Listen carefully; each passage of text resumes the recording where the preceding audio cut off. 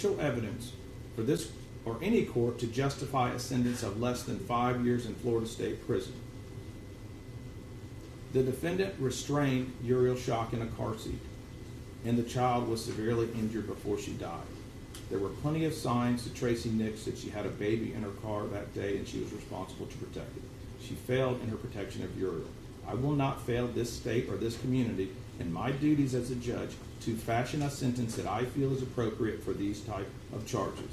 You can call it whichever one of the 5 points you call it, but I'm calling it a just and determinate sentence based upon the facts and evidence that I have seen here and heard here and presented today.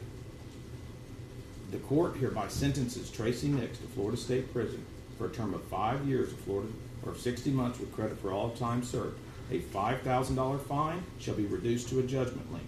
The cost of prosecution and restitution will be reserved for 60 days. Y'all can agree on it or we'll have another hearing. She will be remanded under the supervision of the Department of Correction until her term of prison ends. Now I'm going to speak to this community. I'm not from here. I'm from Winter Haven, Polk County. This community needs to move past this case and leave Kayla and Drew Shock alone. Let them and their 2 children live in peace. This family has lost 2 children, Ezra Shock and Uriel Shock. The tragedy of this case is undeniable.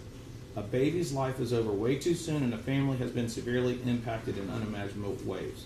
Whenever a child dies, this entire community suffers. This community needs to move forward and start the healing process. I have made a final and determination here. I'm not putting people on probation to be walking around this community to rehash an issue or something to come up. I have sentenced her to 5 years in Florida State Prison. I want this community to move forward. The legislature defined this felony crime.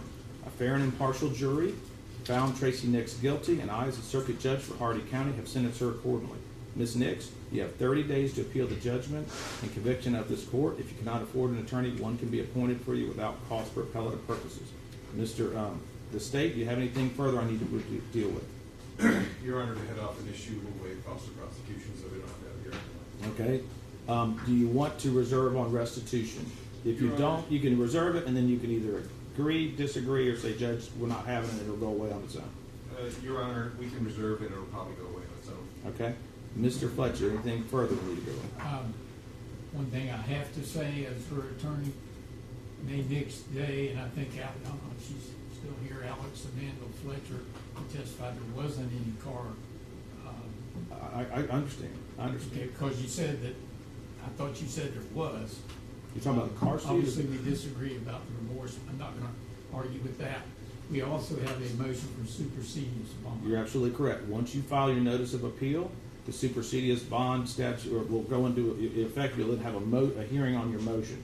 But the first event that has to happen is a notice of appeal. Once that's happened, send it to my JA for your information. Ursula Nathy is my current JA. Next week, my new JA will be Julie Cochran. Her email address will be circulated on the website. It'll be J. Cochran. So file your notice of appeal. You can either reiterate the motion you've already done on supersedious bond or file a new one, and then I'll set a hearing time that's commensurate with both of y'all's calendars. Mr. Coleman and my JA will work with you on that, okay? And if you're not going to handle the appeal and you got a public defender, please get your paperwork in sooner rather than later. We have an attorney. Thank you. Court's adjourned. All right. And I'm adjudicating her guilty, okay? For the record.